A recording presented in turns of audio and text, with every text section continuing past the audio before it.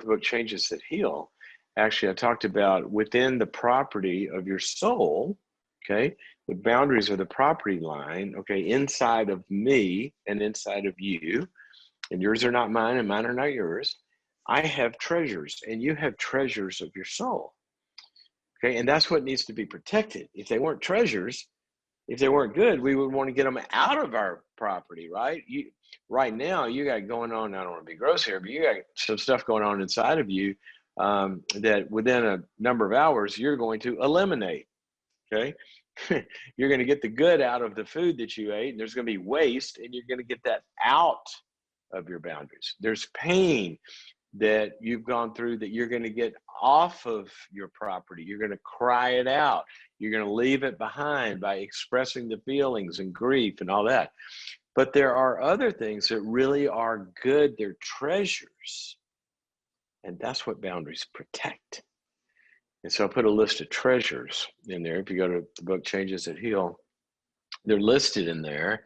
What are the elements of my soul that I need my boundaries to protect? Well, here's a list.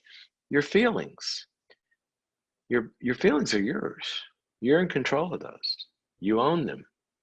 Okay? You have to nurture them. You have to work through them.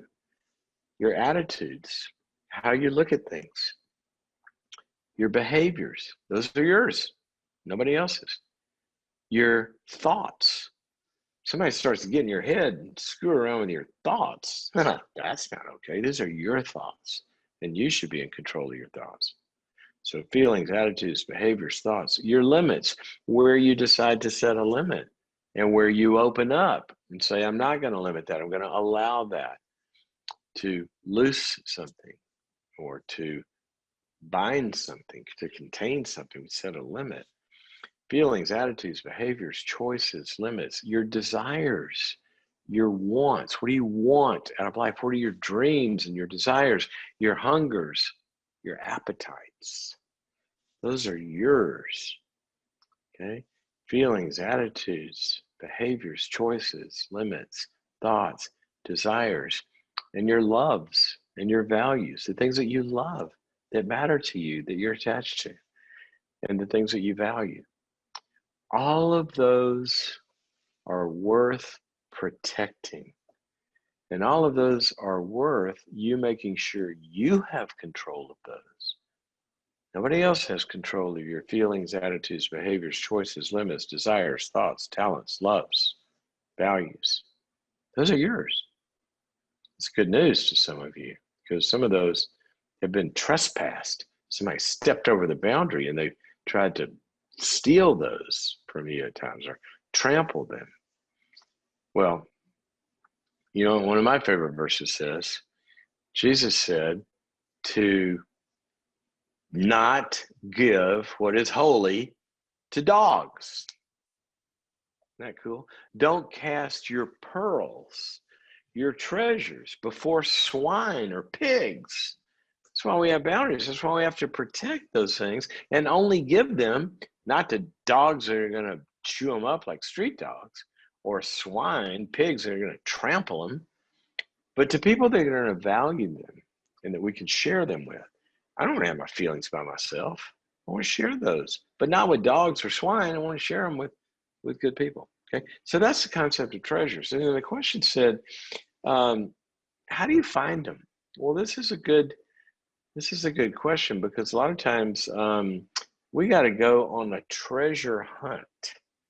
A treasure hunt. I remember one time when my daughter Olivia was probably 8 or 9 years old, and she came to me. No. Hold on. She didn't come to me in the beginning. I went to her. She came to me after I set this up. I was doing a thing with the kids. We would have family meetings. So we'd have a family meeting every week, and we go over a lot of stuff. And how's everybody doing? How can each of us do better? Fun. I encourage you to do that if you have kids. Have a weekly family meeting, and use that as a time to give each other feedback. You know, reward and celebrate, compliment each other. Do your planning, your vision casting, all that kind of stuff. But in our family meetings, one of the things that I wanted the kids to learn about was setting goals and how you have goals and how we, realize our goals. And so when the family meetings, we would always do this on a Sunday. And I said, okay, girls, what are your goals for the week? Okay.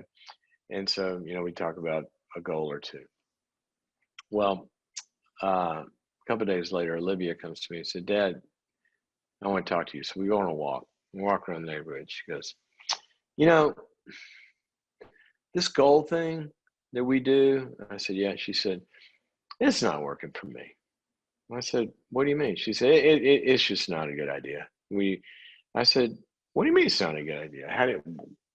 What? I'm talking to an 8-year-old, right? She goes, well, it's not working for me. She said, because every week you tell us, to sit down and think about it and come up with our goal. She goes, a goal shouldn't be like that. I said, what do you mean? She said, you shouldn't have to think about it and come up with it. It should just be there. It should come out of your heart. You should know what it is, or it really can't be a goal. I mean, it should be in your heart. You shouldn't have to think about it. And I was walking along the sidewalk with this 8-year-old, and I'm thinking, she's right in a sense, because goals have got to be intrinsic.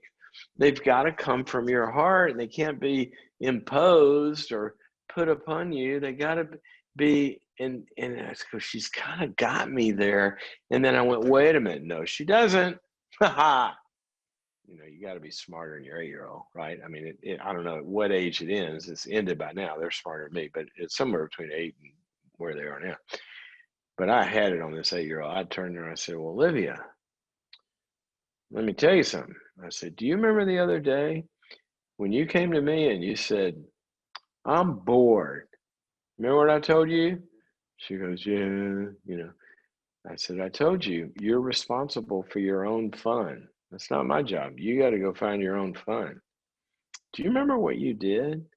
She's trying to think back. I said, I'll tell you what you did. You went up to your room.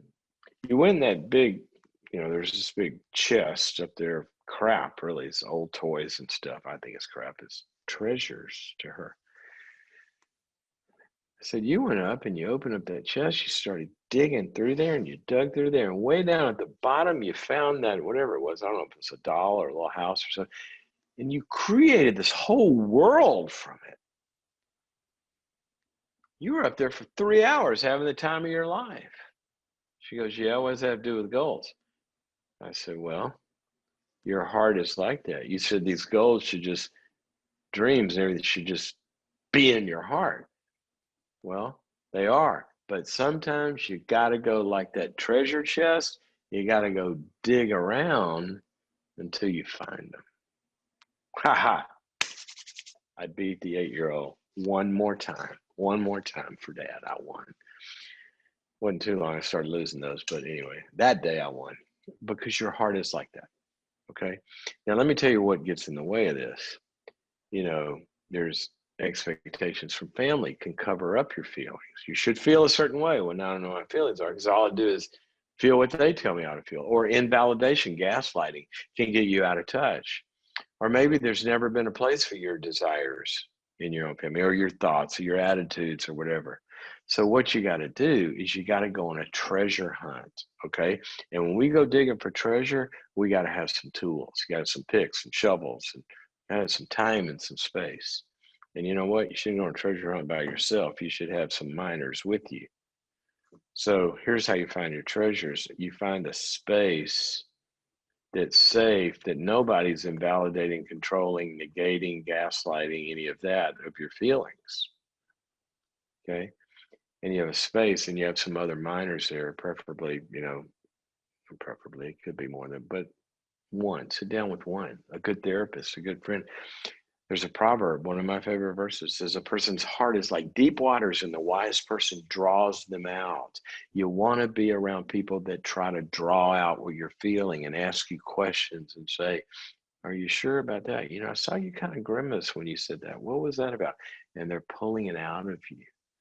So you go on a treasure hunt, you find a safe place to do that where you're not going to be negated. The other thing is sometimes your treasures will be recognized because you go on a journey and you learn. This is why I talk to people about going on lots of dates in their dating world. you might not know what you really like or what you really are looking for until you go out there and go out with a million people, and you're going to find your heart kind of awakens with a certain kind of person or a certain kind of, talent or ability they have. You didn't even know you liked that. Same thing in picking a career. Somebody asked me one time, it seems like you like your work. I said, I love my work. They go, how did you find it?